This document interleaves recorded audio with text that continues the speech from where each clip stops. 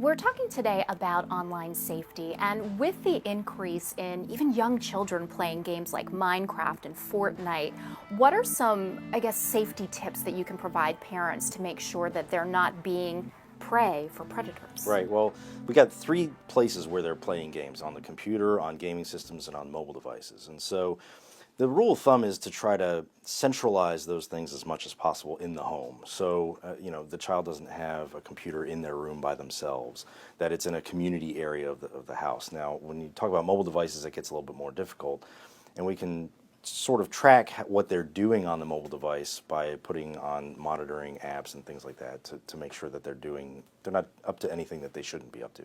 And a lot of times these individuals who are pursuing children, teenagers, they're posing as someone who's also a child. Yeah, it goes all the way back into creating online profiles that are not themselves, using pictures. I mean, we can go online and search for pictures any day of the week and find pictures of children or teenagers and use them, and they're going to create an online profile that is a lot closer to the age of the person they're talking to. One of the rules I always had in place was don't chat with anybody that you don't know in person.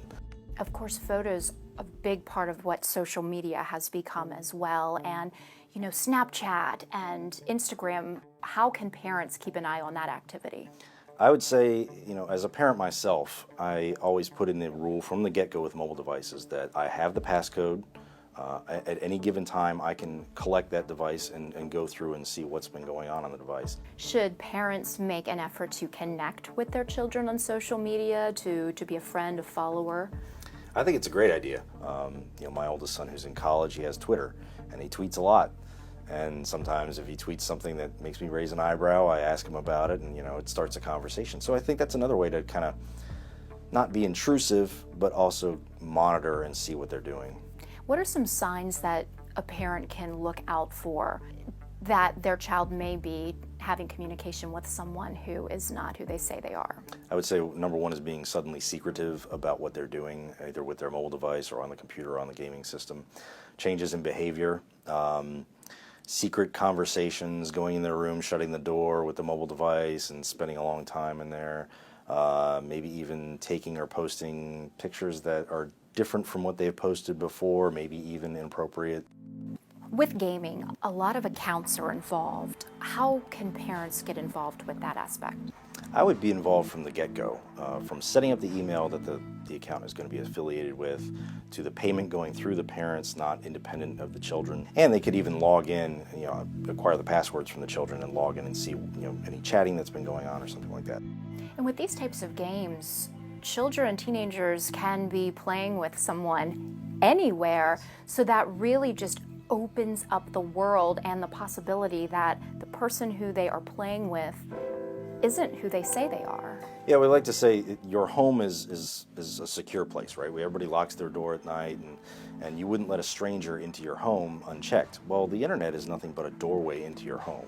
And nowadays, with the advent of course, gaming systems that are always online and mobile devices that are always online, there are multiple doors to let people into your home and into your children's lives unchecked if you don't have some vigilance about it. Just taking that 5 or 10 minutes once a month or once every few weeks and saying, okay, I need to look at your mobile device or check out the history on the computer. Eventually, if that expectation is set, the children are going to know that's what to expect.